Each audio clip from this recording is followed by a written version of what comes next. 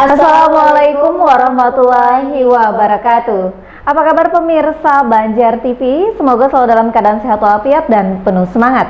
Senang sekali kami berdua dapat menjumpai Anda kembali. Kali ini tentunya dalam Lintas Banua Sepekan, edisi Minggu 14 Juni 2020. Bersama Slianti Risni dan rekan saya, Amiratul Nahar, dan inilah informasi selengkapnya kami hadirkan untuk Anda.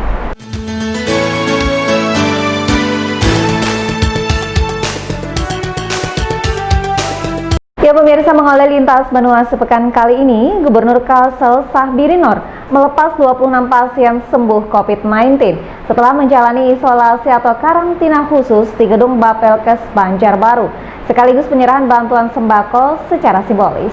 Sementara itu juga pemirsa, Paman Birin berpesan meski telah dinyatakan sembuh agar tetap mematuhi protokol kesehatan dimanapun berada. Sejumlah 26 pasien positif COVID-19 dari karantina khusus di gedung Bapelkes Banjarbaru akhirnya diperbolehkan pulang ke rumah masing-masing usai dinyatakan sembuh dari virus corona. Pelepasan dilakukan Gubernur Kalsel Sahbiri Noer didampingi Wakil Ketua Harian Tim Gugus Tugas Hanif Faisal Norofik serta juru bicara Tim Gugus Tugas COVID-19 M. Muslim. Paman Birin mengaku bersyukur dan mengapresiasi kesembuhan pasien COVID-19 tersebut. Menurutnya, Pemprov Kalsel berusaha maksimal memberikan pelayanan bagi masyarakat yang sedang menjalani karantina. Dipesankannya pula, meski telah dinyatakan sembuh, agar tetap mematuhi protokol kesehatan dimanapun berada.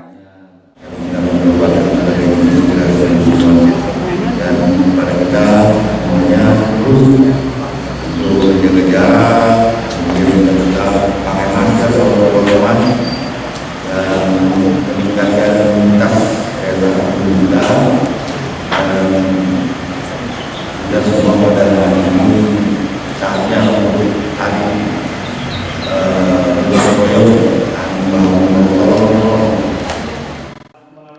Sementara itu, Koordinator Karantina Khusus COVID-19 Kalsel, Sukamto, menyatakan total 53 pasien atau 24,3% sudah menjalani karantina dan dinyatakan sembuh. Meningkatnya angka sembuh ini tidak lepas dari dukungan dan fasilitas karantina khusus yang disediakan. Itu ada 75 itu yang konfirmasi positif, kemudian yang 8 itu ODP yang berasal dari bandara.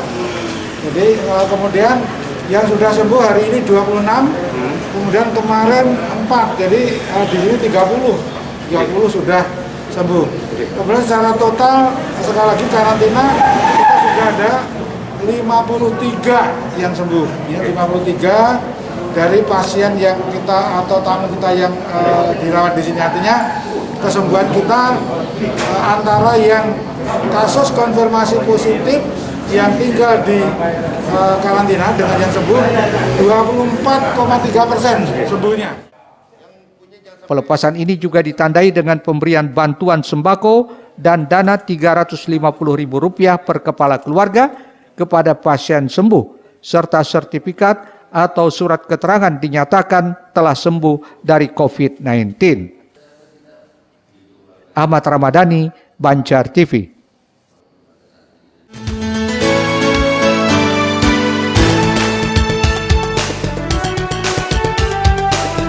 Gubernur Kalsel Sahbiri Noer menyambangi para pedagang di Pasar Terapung Lok Baintan, Kabupaten Banjar, sambil sosialisasikan protokol kesehatan pencegahan penularan COVID-19. Ya, sementara itu pula guna menyongsong era normal baru, RSJ Sambang Lihum tengah melakukan persiapan penting, seperti memperketat pintu masuk dengan protokol kesehatan, area pelayanan kesehatan menggunakan masker standar maupun medik, serta menjaga disiplin kerja menggunakan absensi sorot mata. Kedatangan Gubernur Kalsel Sahbiri Noer di Pasar Terapung Lok Baintan, Sungai Tabuk, Kabupaten Banjar disambut antusias para pedagang pasar terapung di atas perahu mereka masing-masing. Di hadapan para pedagang, Paman Birin sosialisasikan protokol kesehatan COVID-19, di antaranya tentang pemakaian masker, rajin mencuci tangan, serta jaga jarak. Paman Birin berpesan dalam kondisi pandemi COVID-19, para pedagang pasar terapung maupun para wisatawan harus menerapkan protokol kesehatan. Juga menjaga kesehatan dengan mengonsumsi makanan bergizi, salah satunya buah-buahan lokal yang banyak diperjualbelikan di pasar ini. Kegiatan sosialisasi ini bersamaan dengan syuting video acara lomba video inovasi yang diselenggarakan oleh Balitbang Kementerian Dalam Negeri Republik Indonesia. Ahmad Ramadhani, Banjar TV.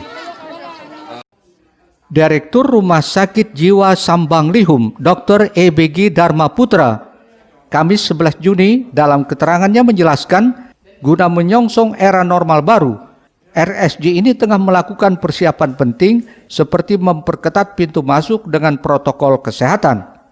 Bagi pengunjung yang tidak memakai masker dan suhu badan tidak normal, tidak diperbolehkan memasuki RSJ Sambanglihum, termasuk juga bagi karyawannya.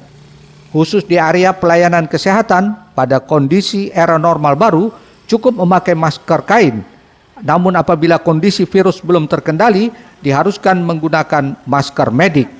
Selain itu tetap menjaga disiplin kerja dengan menggunakan absensi sorot mata. Ini supaya tidak bersentuhan dengan yang lainnya. Menjaga antrian dan jumlah tenaga kerja dalam satu ruangan agar pelaksanaan physical distancing terpenuhi. Sedangkan untuk pengelolaan pasien, disiapkan ruang observasi sebelum masuk ruangan. Kalau memang meragukan, pasien akan dimasukkan ke ruang transisi agar pasien yang dirawat aman dari COVID-19. Di Rumah Sakit Sambanglihum dilakukan persiapan-persiapan itu. Yang pertama, untuk pengunjung Rumah Sakit Sambanglihum itu benar-benar diketatkan supaya yang tidak memakai masker dan suhu tubuhnya tidak normal itu tidak boleh masuk, sama sekali tidak boleh masuk ke Rumah Sakit Sambanglihum, termasuk para karyawannya. Selanjutnya kita mengupayakan supaya di area pelayanan kesehatan ini, kalau era normal baru kita memakai masker kain cukup, tapi kalau ternyata nanti kita terpaksa beraktivitas dalam kondisi virus yang belum terkendali, maka kita harus memakai masker medik.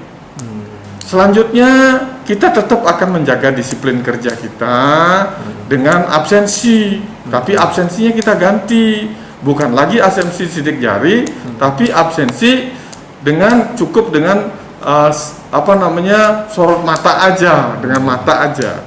Kami di Rumah Sakit Jiwa Sambanglihum salah satu poin penting dalam hal penanganan new era ini adalah kita memperkuat pintu masuk. Jadi pintu masuk dalam hal ini penjagaan di depan itu betul-betul sesuai dengan standar. Jadi kita tidak mentoleransi adanya pengecualian. Kita jaga full 24 jam sesuai dengan standar. Siapapun dia, apapun jabatannya mesti mengikuti standar yang telah kita tentukan. Jadi tidak pandang bulu, walaupun dia direktur, walaupun dia wakil ataupun tamu, tetap menggunakan prosedur yang telah kita tentukan. Dharma Putra berharap era normal baru ini dapat menjadi suatu pilihan untuk bersama-sama menurunkan penularan virus dan menstabilkannya pada posisi bisa menangani pasien dengan baik. Saprian, Banjar TV.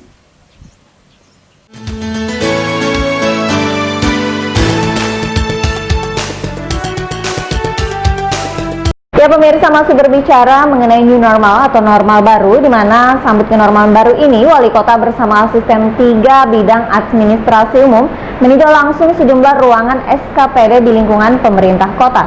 Tentunya untuk memastikan penerapan protokol kesehatan di lingkungan kerja. Sementara itu, pemerintah Kota Banjarmasin mulai Jumat 12 Juni akan membolehkan masjid untuk melaksanakan sholat berjamaah dan sholat Jumat.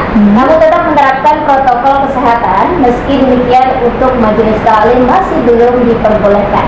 Lihat bagaimana kita harus tetap menjaga protokol kesehatan dimanapun berada. Betul, karena ini demi kesehatan dan keselamatan semua warga. Betul. Kedatangan Gubernur Kalsel Sahbiri Nur di Pasar Terapung Luk Baintan, Sungai Tabuk, Kabupaten Banjar, disambut antusias para pedagang pasar terapung di atas perahu mereka masing-masing. Di hadapan para pedagang, Paman Birin sosialisasikan protokol kesehatan COVID-19, diantaranya tentang pemakaian masker, rajin mencuci tangan, serta jaga jarak. Paman Birin berpesan dalam kondisi pandemi COVID-19, para pedagang pasar terapung maupun para wisatawan harus menerapkan protokol kesehatan. Juga menjaga kesehatan dengan mengonsumsi makanan bergizi, salah satunya buah-buahan lokal yang banyak diperjualbelikan di pasar ini. Kegiatan sosialisasi ini bersamaan dengan syuting video acara lomba video inovasi yang diselenggarakan oleh Balitbang Kementerian Dalam Negeri Republik Indonesia. Ahmad Ramadhani, Banjar TV. Pemerintah Kota Banjarmasin mulai Jumat 12 Juni akan melonggarkan masjid untuk menyelenggarakan salat berjamaah maupun salat Jumat dengan tetap menerapkan protokol kesehatan. Bagi masjid yang ingin melaksanakan salat berjamaah dan salat Jumat, dapat mencontoh masjid yang telah ditunjuk sebagai masjid percontohan penerapan protokol kesehatan. Kegiatan di tempat ibadah ini akan dilaksanakan secara bertahap hingga jamaah benar-benar terbiasa di masjid tetap menggunakan protokol kesehatan seperti memakai masker, jaga jarak, dan sebagainya. Meski demikian, untuk kegiatan sosial keagamaan lainnya, seperti halnya pengajian majelis taklim, masih belum diperbolehkan. Lebih jauh, Ibnu menjelaskan kegiatan keagamaan sebenarnya baru boleh dibuka pada fase ketiga, yaitu di atas tanggal 15 Juni. Namun lantaran Kota Banjarmasin sudah terlalu lama tidak melaksanakan peribadatan di masjid, maka akan dicoba dilaksanakan dengan percontohan, sehingga jamaah akan merasa aman dari penyebaran COVID-19 tersebut. Ibadah dalam hal ini masjid untuk salat berjamaah dan juga salat Jumat, tetapi dengan protokol kesehatan. Artinya percontohan kemarin 2 masjid per kecamatan, 1 masjid tingkat kota yaitu Masjid Agung Miftahul Ihsan. Kami anggap harus ada beberapa perbaikan, tapi beberapanya juga sudah bagus, sehingga untuk Jumat depan kita akan perkenankan, dan kami berharap masjid-masjid yang akan melaksanakan kegiatan peribadatan mencontoh apa yang sudah dilaksanakan oleh masjid percontohan di tiap kecamatan. Ulun minta bersabar dulu, karena kita ingin memulainya secara perlahan, jangan sampai nanti jamaah ini belum terbiasa. Jadi kalau sudah terbiasa di masjid dengan protokol kesehatan, insya Allah di majelis pun nanti insya Allah tetap akan seperti itu. Ibnu juga mengingatkan bagi jamaah yang mengalami sakit seperti batuk dan flu atau sedang demam, agar kiranya melaksanakan salat di rumah dan tidak usah pergi ke masjid. Ini untuk menghindari penularan penyakit terhadap jamaah lainnya. Muhail, Banjar TV. Banjarmasin berencana adakan alat PCR sendiri. Ya pemirsa, tetaplah bersama kami di Banjar TV.